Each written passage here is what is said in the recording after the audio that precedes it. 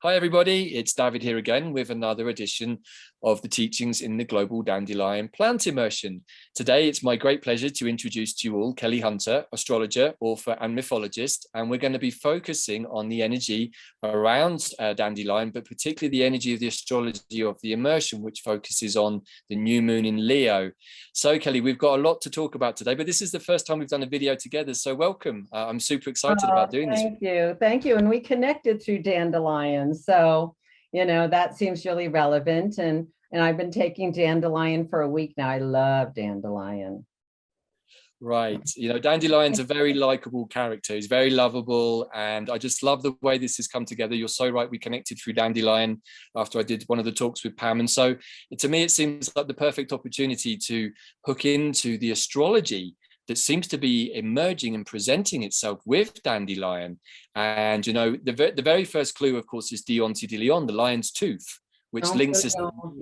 Yes. Right. So this is how the process started. This is how Dandelion's been talking to me about his astrology. And he's made me ask the question, is Dandelion actually from Sirius?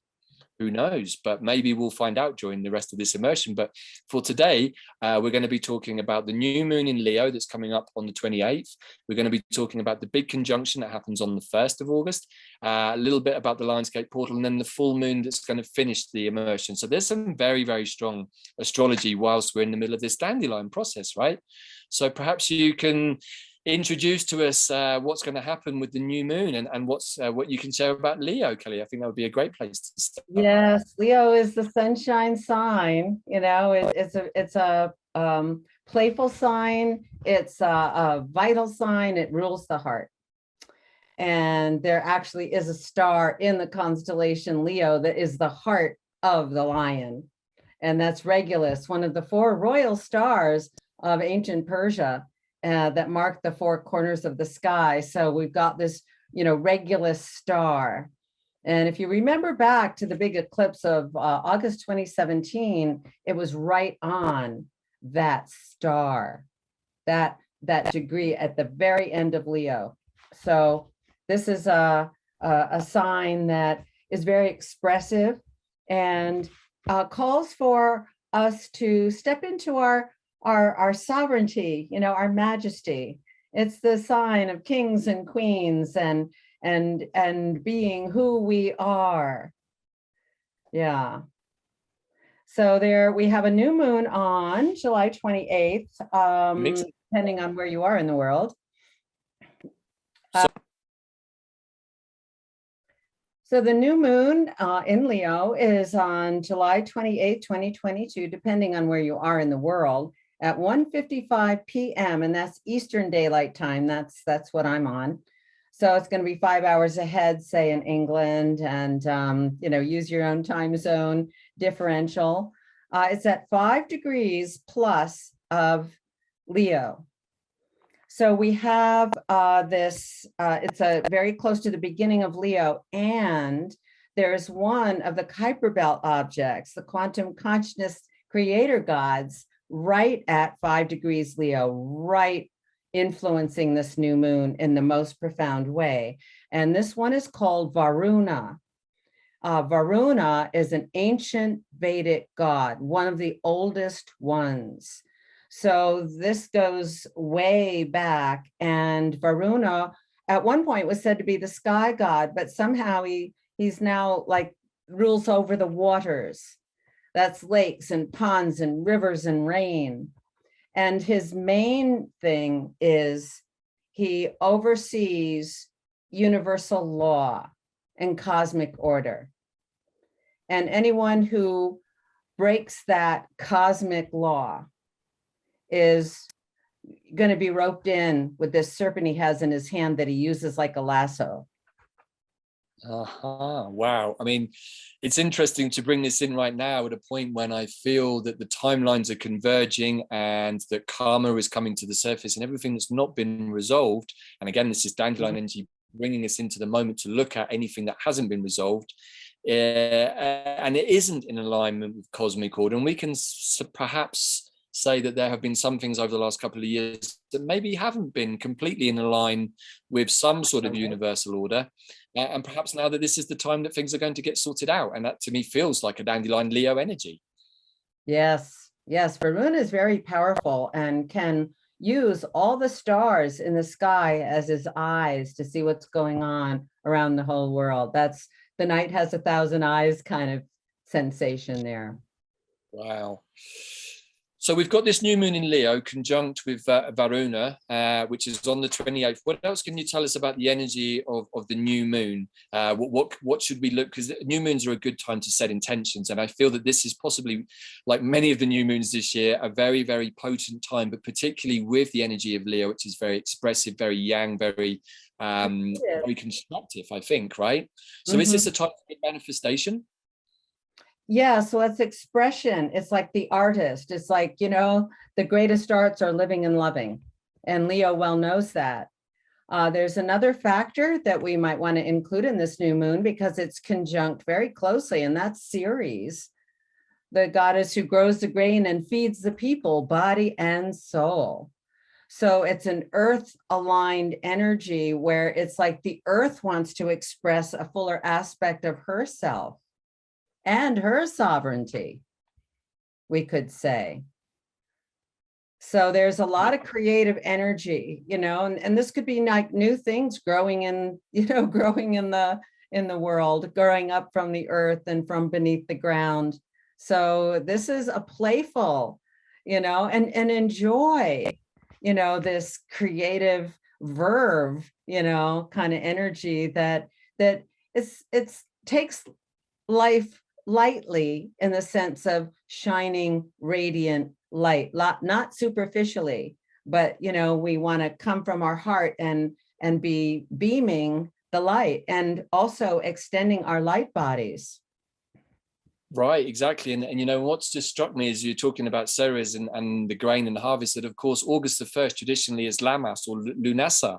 It's one of the cross-quarter fire festivals in the Celtic medicine wheel, which is really all about harvesting the abundance of what we've already planted previously.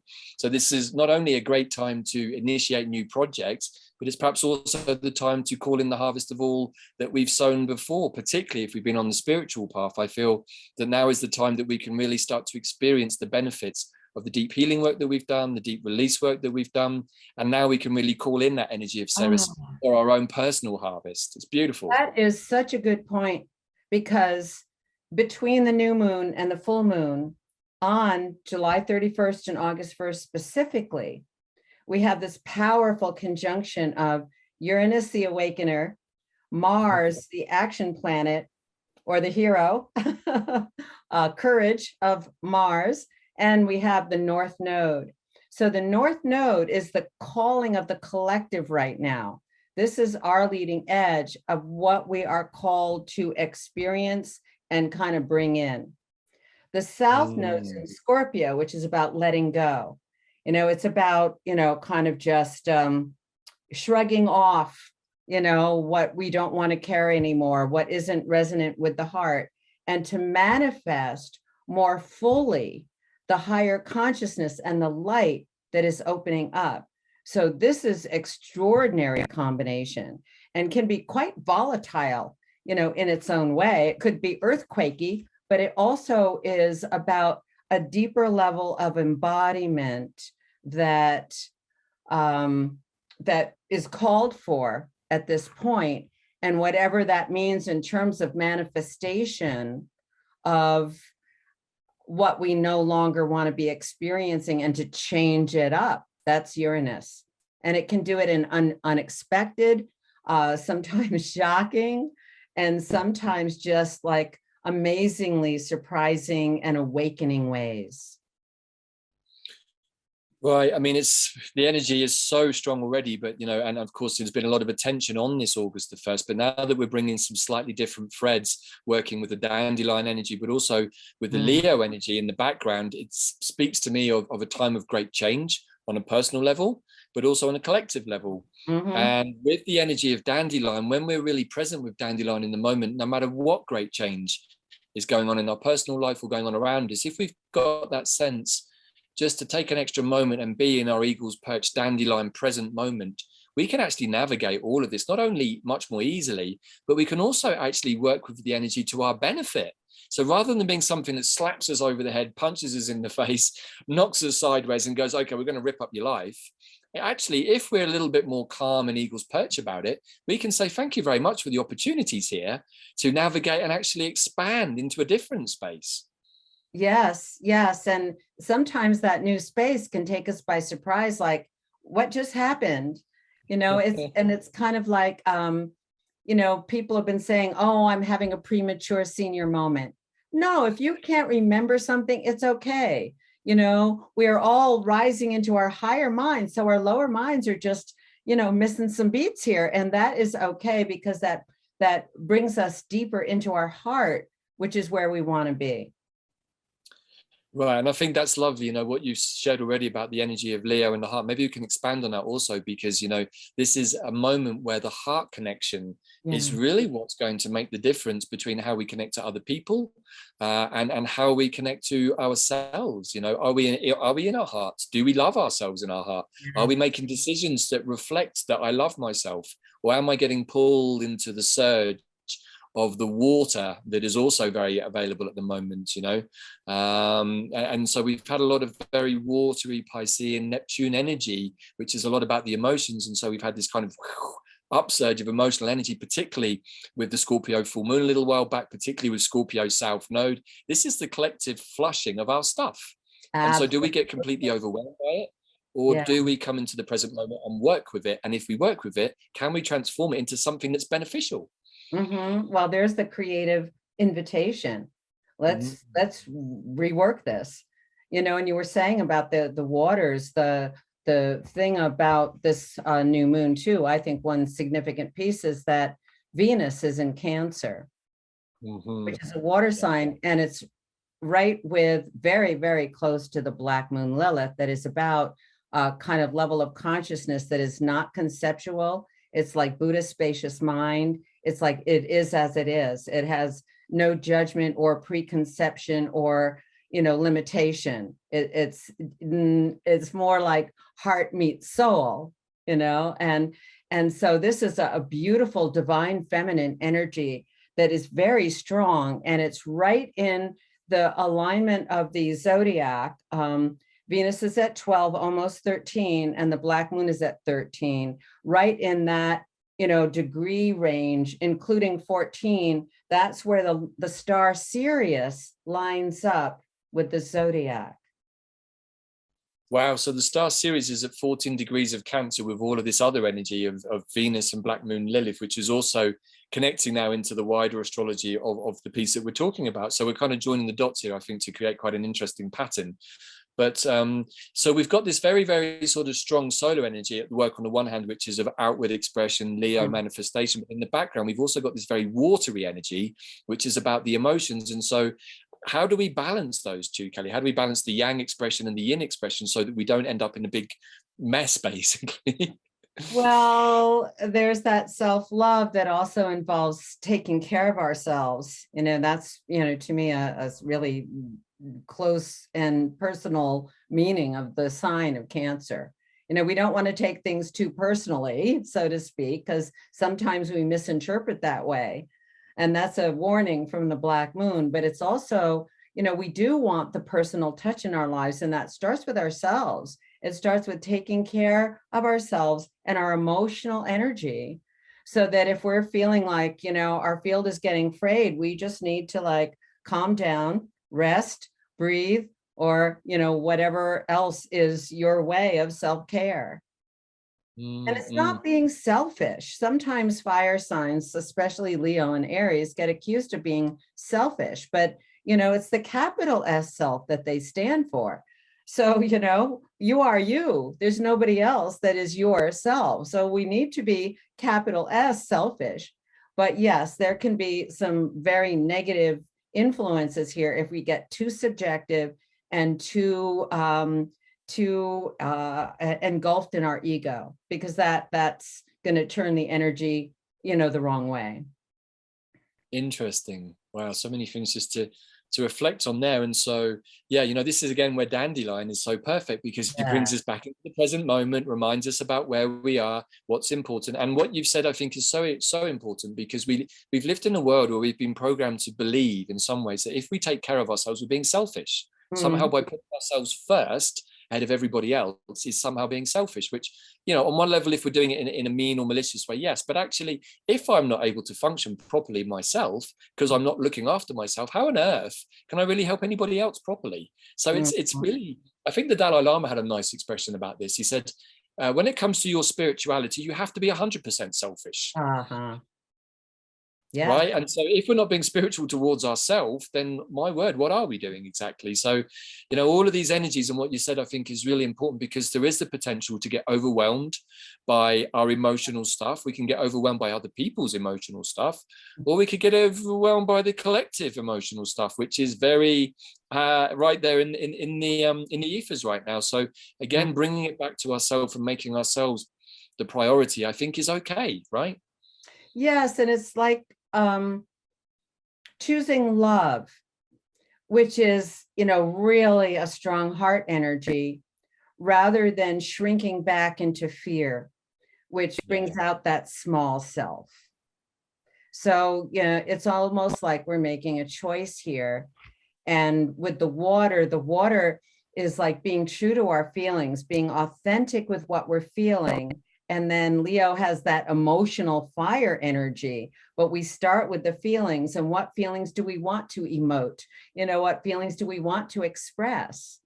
And being in the moment, that's a beautiful thing of this new moon chart, is Chiron, that I think of the be here now factor. And I think Chiron has a kind of dandelion, you know, or vice versa. Dandelion has a bit of Chiron activity there, especially in the way that the dandelion shape shifts so much, and that Chiron has that part horse, part man, part God kind of energy, encompassing the holistic, you know, experience of being human.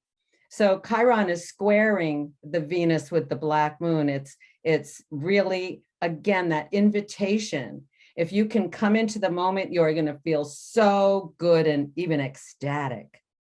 Right. Wow. That's amazing, because that's totally Dandelion. And that's why we wanted to do this piece, because the connections between this wonderful, powerful plant and all of the astrology that we've already described is so potent and so rich. And it is so much about being in the heart and being present in the heart. And I loved what you said about the heart and the soul. You know, I kind of feel like the heart in the 3D is almost a personification of the soul in some ways. And if we can connect into our heart fully in 3D, then we can connect into our soul space, which is the astral planes, our astral emotional body. But we can also connect to other people in that space too. And we can connect to them at the 5D level. So I feel like we're really being urged right now to be in our hearts and connect to people from the heart, not from the words or the visuals or whatever we hear or see, but actually, what do we feel, right? And what we feel. Absolutely. And so between the new moon in Leo, where we set that intention about what do we want to be creating, maybe, to the full moon brings in the polarity between Leo and Aquarius, the opposite signs. That's the beauty of the full moons. It's like the blossoming of the new moon. So the polarity sign is Aquarius, and that's the sign of the social context of our lives. It's like, who do we want to be around?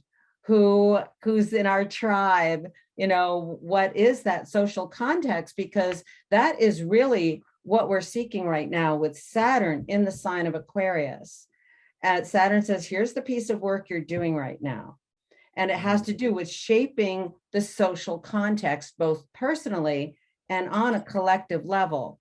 But the Saturn is conjunct the full moon. So it's a Saturn moon conjunction, very close, reflecting that Leo heart-based sun sign. And this is so significant because this full moon also squares the nodes of the moon, the destiny line, really suggesting how this moon cycle is a really important tipping point. You just said so many things. I can't keep up. I'm trying to make so many notes. I love what you said about shaping the social context. I think that that's really just brought so many things into my mind, you know. So we have this new moon of powerful heart intentions, and then we have the full moon 2 weeks later, which is really always the illumination of the short-term new moon prayers that we made. And what we're seeing now is that, well, at least what I'm seeing is that so many new moon prayers are coming true within 2 weeks. Literally. And sometimes they're not the small prayers, they're the big prayers. And it's just like, I'm really sensing now that time has sped up so much that when we're in that nice, clear, grounded, calm, rooted space, and we have clarity of thought. Exactly. Clarity of intention. This is the realm of the creator gods. This is the Kuiper Belt, you know, kind of quantum consciousness, you know, that we're invited into. Only since the 2000s have we been discovering these bodies and naming them for, you know, global indigenous creator gods. I think it's absolutely thrilling.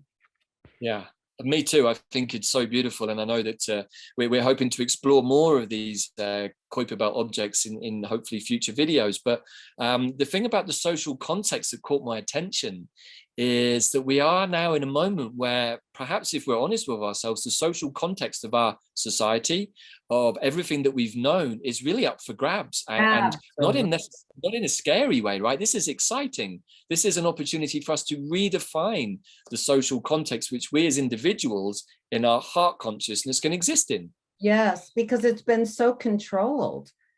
And yes, part of the, you know, gift perhaps of this last couple of very rigorous years, the bridge has burned behind us. And now, you know, with this increasing Aquarian energy, and even Pluto goes into Aquarius as soon as next March, you know, and we had the Jupiter-Saturn conjunction at the beginning of Aquarius. This is a new era. And so we're exploring, and Saturn is helping us to do that right now. I was traveling a bit last winter, and I was in different group situations. And I started noticing, like, how is this group organizing itself? You know, how are people, you know, coming together in this group? And in this group, this is different now. How is this group doing that? And what's working and what's not, which is Saturn's basic question. And it was a very interesting, you know, kind of observation point for me to be experiencing that and seeing that. Wow. And that's what this full moon is very much about. We want to be finding our heart-centered co-creative tribe. Not to say that we're going to ignore everybody else, because, you know, we need to be in community on so many levels. But to find, you know, those people who really appreciate our Leo, what we have to offer, and can go with that, and we can play together and create, and with a kind of really open, fresh energy, that we all need a bit of that. I couldn't agree more. And I think that that's a really beautiful sort of idea as we come towards the end of this whistle-stop tour through the astrology of the immersion. But you know, what you're saying is really vibing with me, because when I think about Aquarius, I think that it's already sort of 5D consciousness, but in a sort of more 3D body, which is often why Aquarians sometimes say that they struggle to connect to people. But I feel that on the other end of that access, we've got the Leo heart energy. So what it's making me think of is the tribes of the future, the 5D tribe that I want to be a part of, is driven by heart energy, driven by unconditional love, by connection in the heart space. And so I can really see how the Leo Aquarius axis can work for now, but also as we step into the future. It's an important link, that heart link with people, because that can overcome a lot of differences, you know, different ideas about how we want to come together. You know, it can really say, well, let's just everyone gets a chance to express. I think, you know, Leo and Aquarius, you know, are true democracy. Everyone has a voice, everyone can express, and then, you know, contribute their perception to the whole. Yeah. And even the sovereignty of the heart, you know, is really an important part of the piece. And if we can take the sovereignty of the heart into the future, into the Aquarian age, then I think we've really got an exciting basis for the new tribes, the new earth tribes, the new communities of the future. And yeah, there is a process underway. Many of us are finding each other through all kinds of unusual technology, where we haven't even met. We've never met in person, yet we connected through Dandelion. We connected through Kuiper Belt Objects. We've connected through quantum ideas, right? And, I feel... Remember the Taurus part, the Uranus-Mars North Node. This is the manifestation. This is the embodiment of, and that this conjunction colors, especially the new moon, and the beginning of August. And then by the full moon, Mars is in Gemini already, where it's going to be for 7 months. We're going to have a lot of fun juggling a lot of balls there and trying out a lot of different things, and dandelion fluff all over the place. Yeah, let's call in the dandelion fluff, because with the fluff is all of the seeds and all of the prayers, all of the visions, everything that we've been calling in. And that's a beautiful place, I think, to bring this wonderful discussion to a conclusion. And this is a time of being in the heart, being in a heart-centered connection, so that we can transcend some of the more difficult stuff that's going on in our life right now in the world, particularly the more watery emotional stuff. And if we can always remember to take Dandelion's advice and stop for a second, come back to the present moment, we'll find we can be in the present moment in our heart, and then we can be in our heart with everybody and with everything. And then we're really starting to tap into 5D consciousness. 5D consciousness is unconditional love. It is non-dual, but it also emanates from the heart space, which is where unconditional love comes from.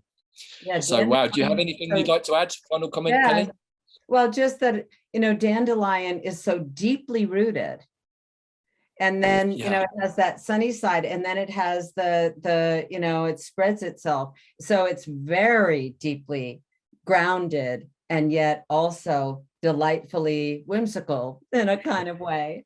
Yeah, I love that. And also, just to add to the Taurus piece, is that Taurus is about the body, but it's also about Mother Nature. It's about grassroots. And so we're being shown how we can combine heart energy with higher mind energy, with quantum plant technology, with Mother Earth. And I'm just like, this makes me feel super excited, about what's to come. So on that beautiful vision, I'd like to thank you, Kelley, for this wonderful discussion. We rattled through some really important information. Considering this is the first time we've done this, I'm super excited about the combination of plants and astrology, and where this can lead, particularly at the quantum level, which is, I think, what's about to come online with this new moon for many people. I can feel it in the ethers. I'm definitely sensing big shifts. And if we can just remember to stay in our hearts, then we can't really go wrong. And go for the excitement rather than the anxiety. Right. Have fun. Be with people that you love, doing things that you love, and just do it all with a big dandelion Leo smile on your face. And you might find that the world smiles back at you, right? Lovely. Thank you. Thank you so much, Kelley. I've enjoyed this. Thank you, everybody, for listening. Hopefully this has added another layer to the whole dandelion immersion and has given you something to work with at the energetic level. And most of all, Dandelion and Leo just both want us to have fun. Have fun, everybody. Be in your heart and love. And that's it. Thank you, everybody. Thank you, Kelley. Ciao for now. Bye-bye.